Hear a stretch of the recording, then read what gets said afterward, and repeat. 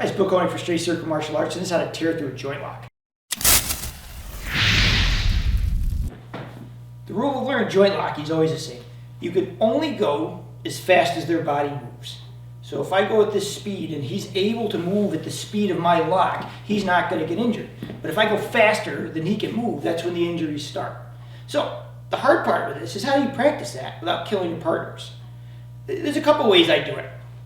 So if you have someone who's really good and you can give them a little bit, that's fine. And you want to do that, but it's got to be controlled. But if you really want to learn how to tear through one, what you have to do is you have to start envisioning in your head that you're going to go through it and you have to let go a little bit so you don't hurt them. Let's say I have this. When we're being nice, if you're doing a keto or whatever, you go to the wrist, you're polite, you take it, and you move them so that they don't get hurt. But in reality, if they have a weapon or you really want to hurt them, you want to tear that thing so that this gets injured. So how I do it is what I do is I go like this, and you have to consciously do this. You have to understand the difference between consciously and unconsciously. If you just do this without paying attention, it becomes habit. And then in a real fight, that's going to happen. You're not going to like it. So consciously, you bring someone very slow to the point where you have it. And then what you do is you just let go of the grip a little bit, and you go through it with your mind. You want to go like this and rip through that thing and teach your body how to rip through the joint. Now, then you slow it down and then you do the same thing, just slowly. Like in your mind, see that same motion, rip through it. But you can't go at that speed with somebody without hurting your partner. All joints are the same. If I go like this and I want to rip through it, I bring to the point, I stop so that I consciously do this so it's not unconscious. I let go of the joint and I rip through it. If I go like this, I go like that and I rip through it. And notice I'm using my legs and my body and I drop on that thing and I rip through that joint because I want to injure him now. This is not a nice, I'm going to hold you there so we can talk to each other.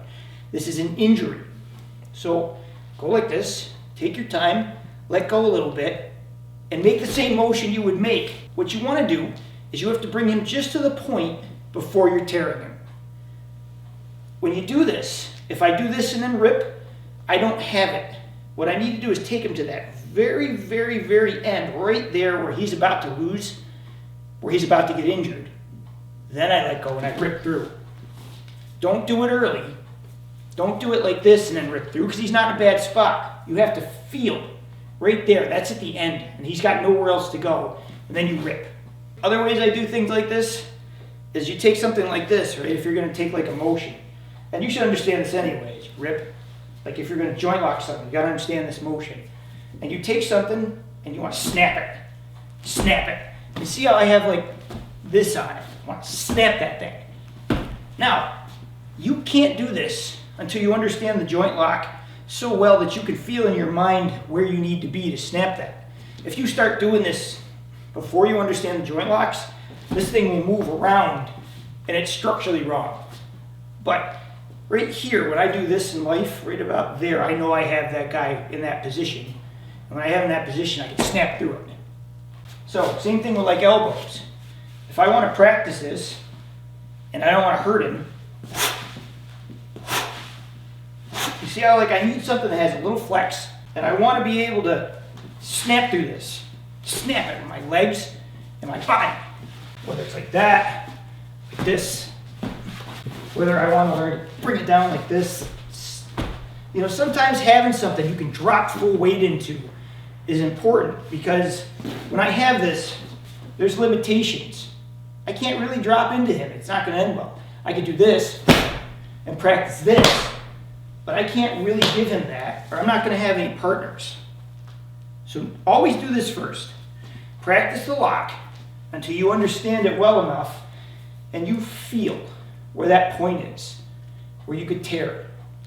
And then you practice how you tear through it. Don't leave slack and do it. Practice every single lock until you feel where the tear is and then you finish it off. Thank you for watching. Please consider liking, subscribing, and commenting. It truly helps the channel grow.